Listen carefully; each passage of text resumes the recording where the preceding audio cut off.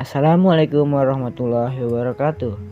Halo teman-teman semua, saya Muhammad Azarian Azam dari kelas 11.5 dan nomor absen 29. Hari ini saya akan membahas tentang kalor yang meliputi materi, penerapan dan dalam kehidupan sehari-hari dan contoh soal. Selamat menyaksikan. Oke, masuk slide yang pertama, kita akan membahas tentang kalor. Nah, kalor adalah bentuk energi yang berpindah dari suatu benda bersuhu lebih tinggi ke benda bersuhu lebih rendah karena perbedaan suhu. Rumus dari kalor ini Q sama dengan M kali C delta T atau macet. Nah, Q di sini adalah kalor benda, M adalah massa benda, C kecil adalah kalor jenis dan delta T adalah perubahan suhu. Selanjutnya adalah kalor jenis. Kalor jenis adalah banyaknya kalor yang dibutuhkan untuk menaikkan suhu 1 kg zat sebesar 1 derajat Celcius. Nah, rumusnya dibalik saya dari rumus yang kalor, C sama dengan Q per M kali delta T. Selanjutnya ada kapasitas kalor.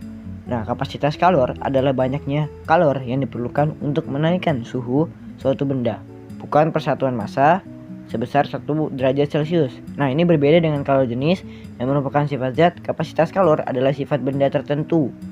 Nah, rumus dari kapasitas kalor adalah C besar sama dengan Q per delta T atau bisa juga M kali C. Nah, selanjutnya kita masuk ke kalor laten. Kalor laten adalah kalor yang diperlukan atau dilepaskan oleh suatu zat yang mengalami perubahan wujud pada suhu dan tekanan yang tetap. Nah, rumus dari kalor laten adalah Q sama dengan M kali L. Nah, L di sini adalah kalor laten dan Q dan M adalah kalor dan massa. Kemudian ada perubahan wujud. Zat dapat berubah dalam 3 wujud, yaitu padat, cair, dan gas. Perubahan wujud terjadi ketika kalor diserap atau dilepaskan pada titik tertentu tanpa mengubah suhu. Contohnya, apabila wujud cair diubah menjadi wujud gas, itu adalah proses menguap, yang berarti menyerap kalor. Nah, kemudian ada diagram fase. Diagram fase adalah diagram yang ada di gambar tersebut. Nah, diagram tersebut adalah diagram fase PT atau tekanan dan suhu yang membandingkan sifat fisis antara pelarut murni dan larutan. Kemudian ada asas Black.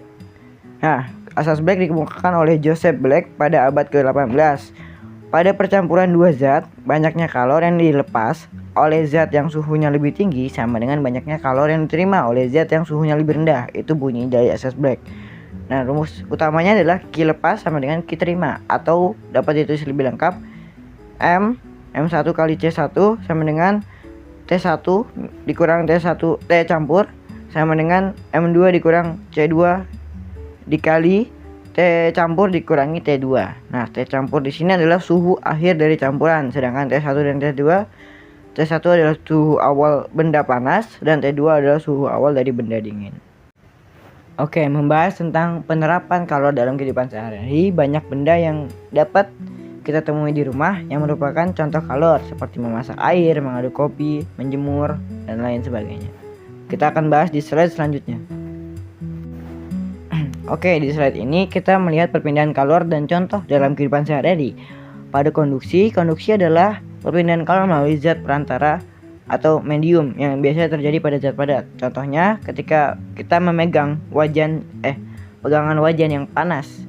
Nah, itu akan memberikan transfer dari besi ke tangan yang membuat tangan terasa panas. Kemudian ada konveksi. Konveksi adalah perpindahan kalor melalui arisan zat perantara seperti fluida, cair, dan gas yang terjadi biasanya pada zat cair dan gas. Nah, contohnya adalah sistem pendingin radiator. Kalau di dalam mobil ada namanya pendingin radiator yang memerlukan tenaga air dan gas untuk mendinginkan radiator agar tidak panas.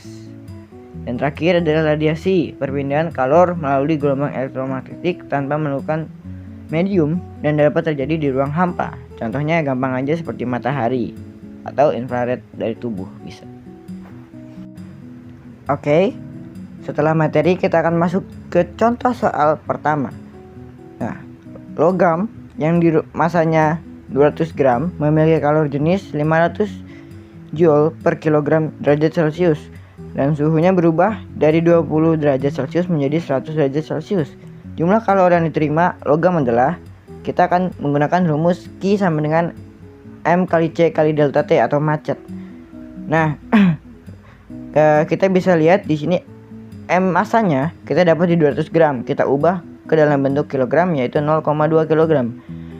Lalu ada C itu 500 Joule per kilogram derajat Celcius. Kemudian T satunya adalah 20 dan T suhu keduanya adalah 100 derajat Celcius.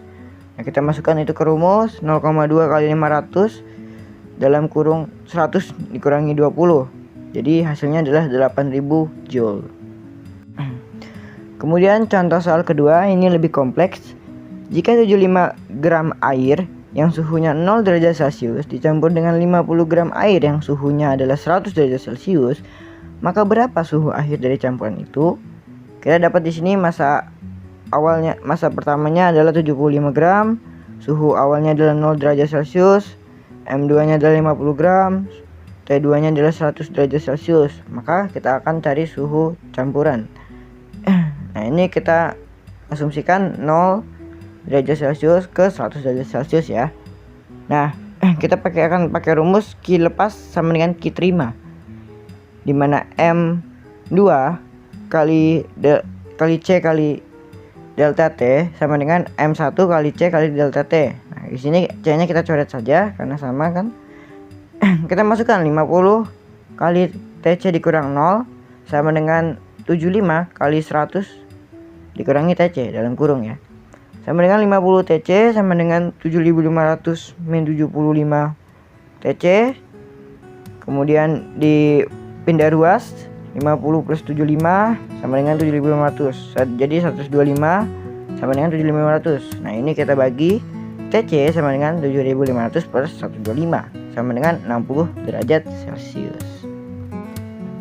Baik teman-teman, sekian dari saya. Terima kasih atas perhatiannya. Wassalamualaikum warahmatullahi wabarakatuh.